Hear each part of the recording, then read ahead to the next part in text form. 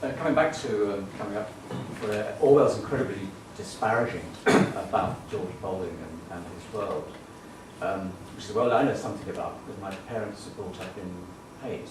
I was brought up in Hayes, where Orwell lived for a couple of years in the 30s, and all his loathing for the suburbs Ghastly hole.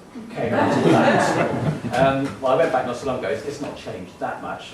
The economy has changed enormously. But I think some of his disparaging of it isn't quite right, actually, because for a lot of people, although he's describing at one point the Presidium of 1984 as being a torture chamber, that people are individualised and atomised, and they're going to suffer from this in the long run. The state will trample all over them. And of course, he has this great nostalgia of going back to the countryside, which is also there in 1984 when he and Julia escaped. But nevertheless, there was a degree of internal hope and migration. My father, for instance, came from the shipyards of Sunderland and trekked south in the 30s to take up jobs which were burgeoning in the late 30s, which is very different from the earlier Depression. And he got jobs along the Great South West Road, the Great West Road, in Hoover's, Gillette's, Packards. My parents met, American cars were being made there. And the house that they bought in Hayes and the life that they wanted to give their kids, actually, for them, was very successful. And they didn't live, I don't think, this quite sort of awful life that Orwell portrays, although I remember it being fairly awful.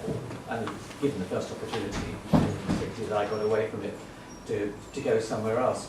But I suppose the point I want to make is that at least then, bravely, it was on your bike philosophy. My father did get up, did move. There was some sort of internal migration. There was a shifting around from where depression was really hurt to other areas where there was an economic boom, or other people were going to Australia. So what are the opportunities for people now who are stuck and probably less likely to feel that psychologically they can move out of where they have been victimized, where they have been bound into the... I think that's a very good point about, I think Orwell is too sort of snooty about that sort of, just beyond London kind of fringe world, all those sort of houses that you see now if you're driving out to, the A40, the M40, and all that kind of light industry, electrical stuff, even the sort of consumerism of that. I mean, I'm not saying it's all fantastic, but actually, I remember at school learning about depression and being amazed and kind of heartened the idea that actually there were bits of Britain where all this new stuff was being built, even, maybe not in the early 30s, but certainly the second half of the 30s. And that world that was being created, maybe not to your taste if you're also someone on the left because it's so consumerist and car-dominated and Americanized. But I think it was better that was happening than nothing. And it was probably just as well that London wasn't dependent on heavy industry anymore by the 30s, and there were things where you could go and work in a company for a decent wage and build radios or whatever. How much some people at Orwell might have thought that was a kind of diluted Americanized way of life. And one of the differences probably now is just the sort of polarisation of skills and the fact that you can't sort of transition between different kinds of jobs so easily because the growth has been in that sort of high skilled technical area of the labour market. And in the low school, then there's been a lot more competition, and that's where the issue about migration really has to be a much more sophisticated debate, in my view, because it's been sort of captured by those who say migration is very bad because we're pinching all our jobs, versus people who say migration is good for our economy, and of course it's good in some ways and it's bad in others. But the key question is what will Britain be able to, what will Britain be good at in the next few decades? What will we make that will be that will mean that we will thrive in a global economy? And so, where would the equivalent of your father travel to get another job, and could they make the transition in terms of skills required? I think those are the key challenges really for politicians to think about. If I can just add something as well, I think there are issues to do with infrastructure that I don't know what London was like in the 1930s, but London now is not very densely populated. The population's gone up quite a bit in the last 10 years, and it seems crowded, and that's because transport and so on, although it's better than it was, it's not fantastic. And so actually, if a lot of people are going to move from Sunderland or somewhere like that to London, that's going to be a problem, especially now that there's a mayor of London, I would argue, who doesn't have a sort of strategic vision, doesn't. And I think if Britain had better transport infrastructure and so on, then at least theoretically, people could move around to where the jobs were. But I mean, if 500,000 more people move to London, that's going to be quite tricky for Boris, you know, because he doesn't have a congestion charge idea. He doesn't, you know, the tube refurbishment's kind of chaotic. I mean, London ought to be able to have a hell of a lot more people, and there'd be plenty of room, but actually it doesn't feel that way.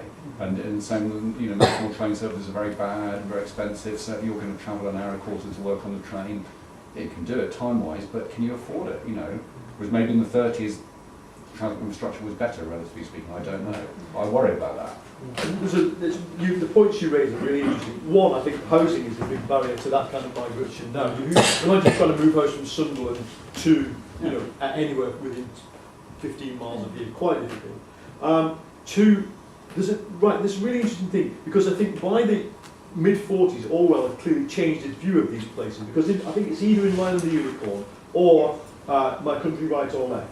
He actually says the future workforce will be the white-coated, technocratic workforce of the Southwest Corridor, of the M4, as we now call it, the A48, A4 route. He just enthuses about them. And then what he says is, the issue is, does everybody else have to wait 100 years to live that lifestyle, or 10? That's how he puts it.